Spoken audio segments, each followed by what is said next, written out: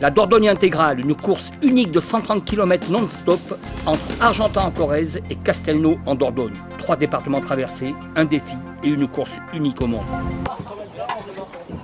Là, aujourd'hui, on court à 6, ce qui veut dire qu'on doit ajuster le positionnement des flotteurs. Et on fait en sorte qu'il n'y ait qu'un flotteur qui touche pour réduire la traînée dans l'eau et puis réduire les frottements. Donc ça, c'est un petit réglage et ça nous permet de naviguer dans des grosses vagues avec ces 2 flotteurs.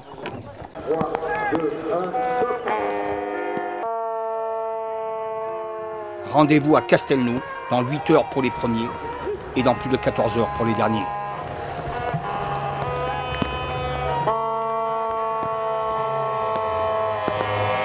Dès les premiers kilomètres au pont de Monceau, les leaders sont en tête, sortant de la brume sur une rivière mâchée par les dernières pluies. Derrière suit le long cortège hétéroclite des forçats de la Dordogne, chacun à son rythme et à son niveau. Dans la brume et les vagues du battu, les positions en tête se confirment. Les 2 cadets de tête ont déjà mis la barre très haut et creusé l'écart. Pointent ensuite les pirogues Mont-de-Guéret et à quelques longueurs Libertad. Le combat des chefs a bien commencé sur la rivière Espérance.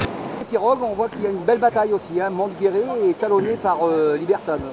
Ah, ça c'est ce qu'on attendait effectivement, là c'est 2 belles pirogues qui ont l'habitude de faire des gros événements. Donc Guéret, ils ont été 3e du dernier marathon de l'Ardèche.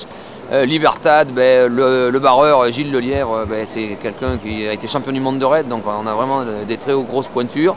Et il se livre une belle bagarre, il n'y a pas beaucoup d'écart. Et puis là sur les pirogues, on sait très bien que ça peut se jouer beaucoup plus tard. Donc je dirais que Guéret a un petit avantage pour l'instant, mais pour l'instant, moi je ne suis pas sûr qu'il le garde forcément jusqu'au bout. Chacun bien calé sur son rythme entame maintenant la gestion de la longue distance où au fil des kilomètres, le mental va l'emporter sur la souffrance.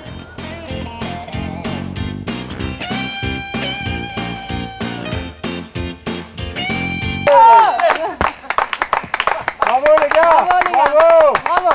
Bravo les gars! 3 minutes plus tard, Guy Janté et Guillaume Holstein signent une superbe seconde place. Alonso Fayard monte sur la 3e marche et Denis Clé l'emporte en cas. Mont-de-Guéret l'emporte chez les pirogues en 8h29. Il y avait beaucoup d'eau, donc c'était assez intéressant. On est parti assez vite en tête pratiquement. On était bien, je pense. On n'est pas fatigué du tout. Et côté pirogue, pareil, moins de 3 minutes entre les 2 meilleures pirogues. Donc une course beaucoup plus intense que les autres années.